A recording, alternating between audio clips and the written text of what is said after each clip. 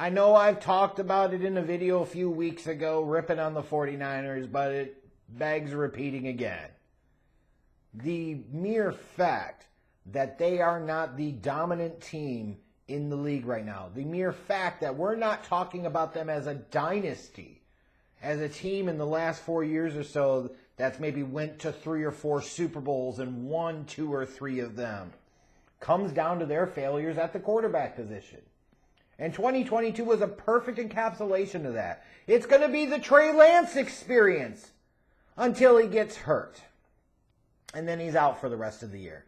So you're back to good old reliable, unreliable Jimmy Garbage Pail until he gets hurt.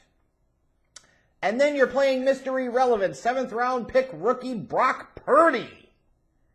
And he's the man. And the team's winning. They made the trade for Christian McCaffrey mid-season like they're locked and loaded and ready to hunt and roll through the NFC until Brock Purdy plays in the NFC Championship game against the Eagles and he tears a ligament in his elbow. And then this team is down to their 4th-string quarterback, Josh Johnson. It is amazing. Their failures at the quarterback position have cost them multiple Super Bowls.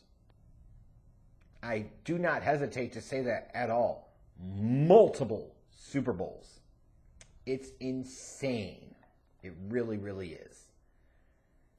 And what's really sad and tragic is this is a team, they've got some notable stars like Bosa, Debo, Kittle, McCaffrey. But, man, their draft history, Fred Warner, I forgot to mention him.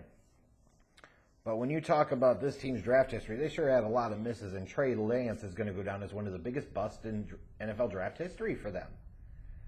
They gave up that much for Trey Lance to make a couple of starts, and then they ended up trading him away to Dallas for a 4th-round pick because they just had to roll with Brock Purdy and Sam Darnold going into this season. That's insanity. Pure insanity.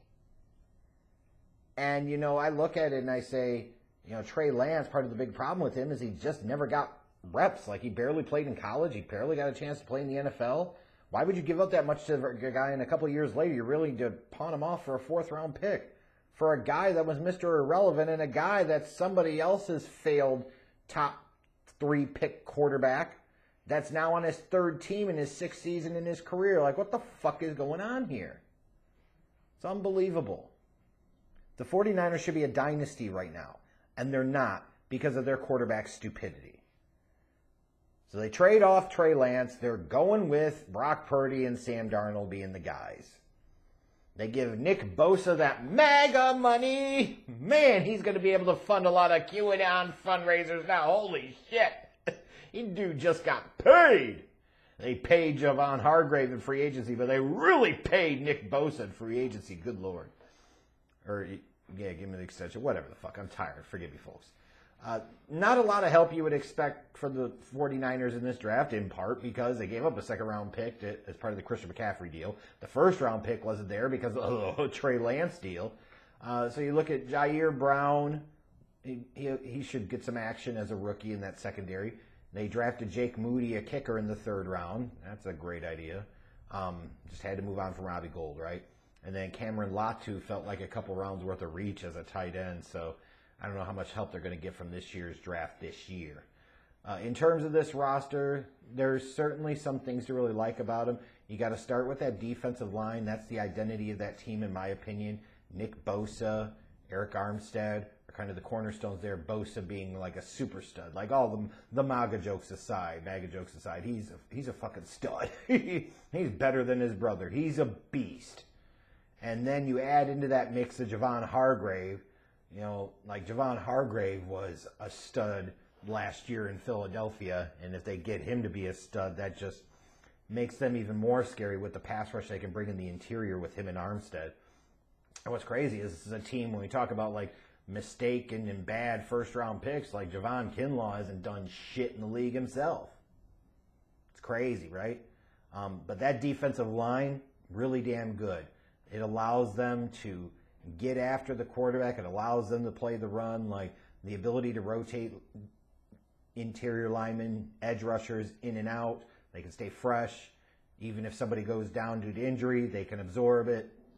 It's a really damn good unit. And then you look offensively. Like, they've got a trio of skill players that any team would probably kill to have in Deebo Samuel and George Kittle and Christian McCaffrey. Like, what these guys could do, the versatility that they have, a lot of teams wish they had that. I wish the Bears had one guy that was of the level of any of these three guys, for example. So when you're talking about putting a young quarterback in a situation, that's a pretty good situation to put him in relative to the skill talent that's around him. And I could say also Kyle Shanahan is a strength in terms of his play calling from an offensive standpoint during the regular season. Playoffs, different conversation, but regular season, pretty damn good. In terms of the question marks I have for this team, I'm going to start with the secondary. You've got Hufanga back there at safety, but I think their corners are weak. They can be had, and that is certainly a vulnerability of this defense last year. I look at their offensive line. They lose McGlinchey. Doesn't look like a great unit to me. Obviously, you still have Trent Williams on the left side, and he's a freaking monster. Potential Hall of Famer someday. And then I come down to the quarterback position in Brock Purdy. I mean, they really are rolling the dice here big time by going out there and trying to sell themselves, their players, etc., the fan base, that Brock Purdy is going to be the dude. Yikes. Like, a dude was a 7th-round pick for a reason. And we'll see that this year. That is a huge risk. All that you invested in Trey Lance to trade him away to say, yeah, we're going to roll with Brock Purdy, who, by the way, is coming off of an elbow injury. Yeesh. You better hope that works is all the fuck I've got to say.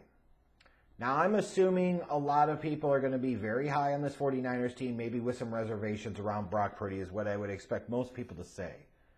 And I still think this team has a pretty good core, but that window is starting to diminish. And when you talk about, again, all jokes aside, about Nick Bosa and the MAGA money, the reality is this is a team that has a star system. They've paid several of their stars. At some point in time, they're not going to be able to pay everybody. At some point in time, they're going to have to start losing people. At some point in time, some of the piss-poor drafting in round 3 and round 4 is going to catch up with this team. And whether it's this year or next year or the year after that, like, this team's going to run into a brick wall and fall off the face of the earth pretty quickly. I don't think that happens quite this year. Well, a lot of people are going to pick them to win the division. I won't. I look at weeks 1 and 2 on their schedule. They go to Pittsburgh and they go to the Rams. So if they were able to go first 2 games on the road and win both of those games, that's a pretty good early confidence boost for them, especially against a divisional opponent, the Rams, in week 2. Then you look at weeks 12, 13, 14. You've got a couple of games against Seattle, and sandwiched in between is a game against Philadelphia, which if 49ers are doing well at that point, that could be a really big game from a playoff positioning standpoint. But it's really hard for me to buy into Brock Purdy being the guy right now. And as a result, I just can't in good faith pick this team to win the division. I'm not going to sit there and say they suck. I think they won 9 or 10 games this year, but I think they'll finish second in this division. And if they finish lower than that, I wouldn't be that surprised, honestly.